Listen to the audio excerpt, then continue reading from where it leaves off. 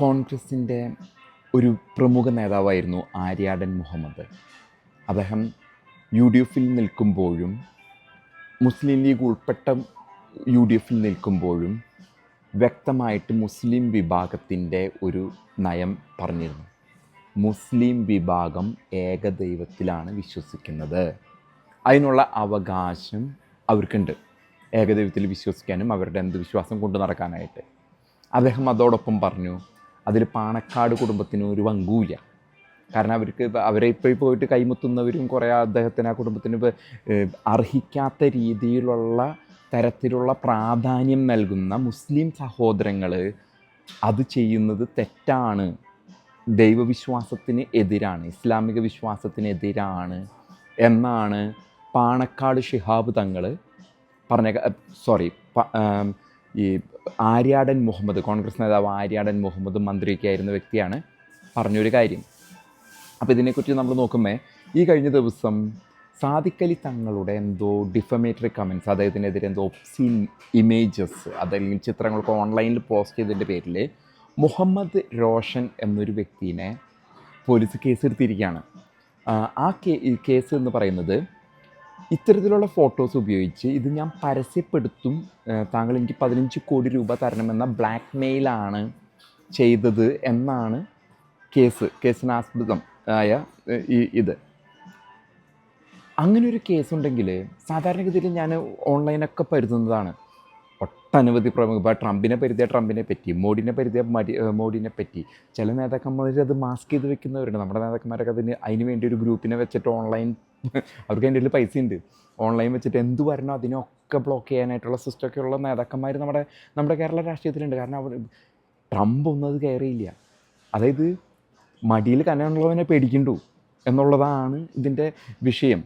എന്തുകൊണ്ട് ഇയാൾക്കെതിരെ കേസെടുത്തു? ഒട്ടനവധി, നിങ്ങൾ ഓൺലൈൻ പോയി കഴിഞ്ഞിട്ടുണ്ടെങ്കിൽ വലിയ പ്രമുഖർക്കെതിരെയൊക്കെയുള്ള, അല്ലെങ്കിൽ പണക്കാർ, എലോൺ മസ്ക് ആണോ, സെലിബ്രിറ്റികളാണോ, അവരത് കണ്ണടച്ച് കളയുള്ളൂ. ആര് വേണമെങ്കിലും എന്ത് വേണമെങ്കിലും എൻ്റെ മുഖം വെട്ടി വെച്ചിട്ട് ചെയ്തോ എന്നുള്ള രൂപത്തിലാണ്. അപ്പോൾ ഈ കേസ് എടുത്തപ്പോൾ എനിക്ക് സ്വാഭാവികമായിട്ട് ഒരു സംശയം തോന്നുന്നു, ഇതിലെന്തെങ്കിലും ഉണ്ടോ. കാരണം അവൻ വെറുതെ വന്ന് 15 കോടി രൂപ ചോദിക്കില്ല. ഈ മുഹമ്മദ് റോഷൻ എന്ന പറഞ്ഞ വ്യക്തി വെറുതെ വന്ന് 15 കോടി ചോദിക്കില്ല. ഇദ്ദേഹം സാദിഖ് തങ്ങൾ, ഞാൻ സാദിഖ് ചേട്ടൻ, കാരണം ആ വലിയ, ഇപ്പോൾ രാഹുൽ ഗാന്ധി ആണെങ്കിലും കുടുംബാധിപത്യം കൊണ്ട് ഒരു കഴിവില്ലാണ്ട് വെറുതെ അവിടെ ഇരിക്കുന്നു. ആരാണെങ്കിൽ പോലും നമ്മൾ വലിയൊന്നും കൊടുത്ത് സാറായി വീരെന്നൊന്നും പറഞ്ഞ് നടക്കുന്നവനാണ് ആദ്യം ഇത് കിട്ടണ്ടേ. അപ്പം ഇത് നമ്മുടെ സംസാര സ്വാതന്ത്ര്യത്തെ അതല്ലെങ്കിൽ എന്തെങ്കിലും അങ്ങനെയുള്ള കാര്യത്തെ തടുക്കുന്നതിന് വേണ്ടിയാണ്. ഇതിന് ഇത്ര കോലാഹലം എന്നുള്ളത് സംശയം ഉളവാക്കുന്നു. ഒട്ടനവധി നിങ്ങൾ വലിയ പ്രമുഖരെ ഇത് കൊടുത്തു, അവരെ പറ്റിയൊക്കെ മുഖം വെട്ടി പത്രങ്ങൾ ഇതുകളുണ്ടാക്കി. ഞാനൊക്കെ എന്തൊക്കെ കണ്ടേക്കണമെന്ന്, അമിതാഭ് ബച്ചനെ പറ്റി, ഐശ്വര്യ റായിയാണ്, അവരൊന്നും ശ്രദ്ധിക്കാറ് പോലുമില്ല. കാരണം കാണുന്നവനറിയാം, കേൾക്കുന്നവനറിയാം, ഇത് മുഖം വെട്ടി ഉണ്ടാക്കി വെച്ചേക്കണ അവർക്കൊരു ഹരം, ഈ ചെയ്യുന്നവനൊരു ഹരം. ഞാനിതിപ്പോൾ പ്രോത്സാഹിപ്പിക്കുന്നില്ല, അത് ചെയ്യണമെന്നല്ല പറഞ്ഞത്. കാരണം ബഹുജനം പലവിധം, ഇതൊന്നും പറയാം. പക്ഷെ ഈ കേസിൽ എന്തിനിതിൻ്റെ പിന്നാലെ ഇത്ര കാര്യമായിട്ട് തുനിഞ്ഞിറങ്ങി? അവൻ 15 കോടി രൂപ ചോദിക്കണമെങ്കിൽ എന്തെങ്കിലും അതിൽ കാരണമുണ്ടോ എന്നുള്ളത് നമ്മളാരും അറിയാൻ പോണില്ല. അത്രയും ഇവിടെ രാഷ്ട്രീയക്കാർ അപ്പുറത്ത് ഇദ്ദേഹം ഐക്യജനാധിപത്യ മുന്നണിയിലാണ്, ലീഗിലാണ്, അപ്പുറത്തെ ഇടതുപക്ഷം, ഇവർ തമ്മിലുള്ള ആ സൗഹൃദം മൂലം എന്താണ് ആ ചിത്രങ്ങളെന്ന് ഞാൻ പരിധി നോക്കിയിട്ടൊന്നും കാണാൻ പറ്റിയില്ല. നിങ്ങളുണ്ടെങ്കിൽ നിങ്ങൾ പറയും. അപ്പോൾ ഇങ്ങനെ സാദിഖ് അലി തങ്ങളോട് 15 കോടി ചോദിച്ചു. ഇവൻ വെറുതെ ഇപ്പോൾ വിദ്വേഷത്തിൻ്റെ പേരിൽ വെറുതെ പോസ്റ്റ് ചെയ്തതല്ല. അവൻ 15 കോടി ചോദിക്കണമെങ്കിൽ അതിലൊരു കാരണം എന്താണ്? അതല്ല, നമ്മളാരും സംസാരിക്കരുത്. കേരളത്തിലേക്ക് സംസാര സ്വാതന്ത്ര്യം അടിച്ച് ഒതുക്കാനായിട്ട് പണ്ട് മുതലേ ഇപ്പോൾ കാസ പോലെയുള്ള സംഘടനകൾ അവരുടെ ഫേസ്ബുക്ക് പേജ് എടുത്ത് കളഞ്ഞു. ചിലരെന്തെങ്കിലുമൊക്കെ കൂട്ടി പറയേണ്ടാവും, രാഷ്ട്രീയമൊക്കെ ആവുമേ, അധികാര കേന്ദ്രങ്ങളൊക്കെ ആവുമേ. അപ്പം ഈ കേസിൽ ഞാൻ ഇങ്ങനൊരു വീഡിയോ ചെയ്യാനുള്ള കാരണം, ഇതിൻ്റെ ഉള്ളിൽ എന്തെങ്കിലും ഇല്ലാണ്ട് അവൻ വെറുതെ വന്നിട്ട് 15 കോടി ചോദിക്കില്ല. മുഹമ്മദ് റോഷൻ എന്ന വ്യക്തി സാദിഖ് അലി തങ്ങളോട് 15 കോടി ചോദിച്ചിട്ടുണ്ടെങ്കിൽ, ഞാൻ ഈ സാദിഖ് അലി തങ്ങളുടെ അദ്ദേഹം വളരെ സൗമ്യനായിട്ടൊക്കെ സംസാരിക്കുന്നു. അദ്ദേഹം പക്ഷേ അധികാര കേന്ദ്രത്തിലിരിക്കുമ്പോൾ അദ്ദേഹം വിമർശനങ്ങൾക്ക് അതീതനല്ല. അദ്ദേഹത്തെ വിമർശിച്ചിരിക്കും. ഞാൻ അതിനെ അവഹേളിക്കാനൊന്നും വരുന്നില്ല. അതല്ലെങ്കിൽ ഒരു ചിത്രം വെട്ടി അദ്ദേഹത്തിന് അതാണ് മുഖം വെട്ടി അതൊന്നുമല്ല. പക്ഷെ അദ്ദേഹത്തെക്കുറിച്ച് എനിക്ക് കാര്യമായി അദ്ദേഹം ഒരു മാപ്പ് പറയണം കേരള പൊതുസമൂഹത്തിൽ, പ്രത്യേകിച്ച് കേരള കത്തോലിക്കരോട്. അദ്ദേഹം ഐക്യജനാധിപത്യ മുന്നണിയിൽ ഏറ്റവും കൂടുതൽ തെക്ക് വരുമ്പോൾ വോട്ട് വാങ്ങി അധികാരത്തിൽ വരുന്ന മുസ്ലിം ലീഗിൻ്റെ നേതാവാണ്. ഇന്ന് വരെ ഇലക്ഷൻ നേരിട്ടിട്ടുള്ള ഇലക്ഷൻ നേരിട്ടുള്ള നേതാവല്ല. വെറുതെ അവിടെ ഒരു സ്ഥാനത്ത് പാണക്കാട് തങ്ങളാന്ന് പറഞ്ഞപ്പോൾ BJPയിലെ സന്ദീപ് വാര്യർ പോലും BJP വിട്ട വഴി വന്നിട്ട് പാണക്കാട് വന്നിട്ട് കാലുമ വീഴണേ. അപ്പം അതിനനുസരിച്ച് ഇദ്ദേഹം ആരാണ്? ആര്യയുടെ മുഹമ്മദ് പറഞ്ഞ മാതിരി ദൈവതുല്യനൊന്നല്ല. ജനങ്ങൾ ബഹുമാനിക്കാം. നേതാവായിട്ട് കുറേ ആൾക്കാരെ കൊണ്ടു നടക്കുന്നവർക്ക് ബഹുമാനം എന്നുള്ളത് ഒഴിച്ച്. അപ്പം ഞാൻ പറയുന്നത്, ഇദ്ദേഹം പറഞ്ഞത് ഹാഗിയ സോഫിയ എന്ന തുർക്കിയിൽ ഒരു കത്തോലിക്ക പള്ളി, നബി ജനിക്കുന്നതിന് മുമ്പുള്ള പള്ളി പിടിച്ചെടുത്തപ്പോൾ ചന്ദ്രിക എന്ന മുസ്ലിം ലീഗിൻ്റെ പത്രത്തിൽ ഇദ്ദേഹം എഴുതി അത് വളരെ നല്ല കാര്യമാണെന്ന് എഴുതി.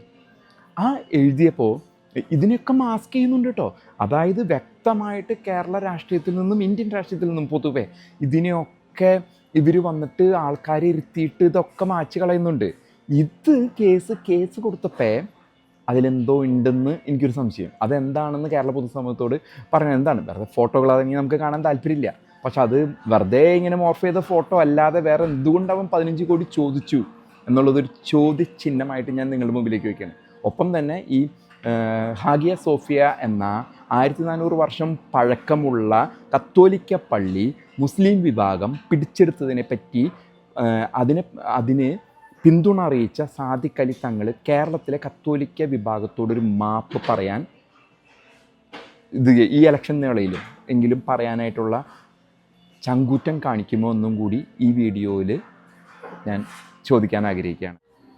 വേറൊരു കാര്യം കൂടിയുള്ളത്, സാദിഖ് അലി തങ്ങൾ മതേതര പാർട്ടി എന്നറിയപ്പെടുന്ന മുസ്ലിം ലീഗിനെ നയിക്കുന്ന സാദിഖ് അലി തങ്ങൾ, ഇലക്ഷന് മത്സരിക്കാത്ത സാദിഖ് അലി തങ്ങൾ, അദ്ദേഹം ഈ മതേതര പാർട്ടി ക്രിസ്ത്യാനിക്കും ഹിന്ദുവിനും എത്ര സീറ്റ് കൊടുത്തു എന്നും കൂടി ഈ ഇലക്ഷൻ്റെ വേളയിൽ ഞാൻ കേരള പൊതുസമൂഹത്തോട് ഒരു ചോദ്യമായിട്ട് ഉന്നയിക്കാൻ ആഗ്രഹിക്കുകയാണ്.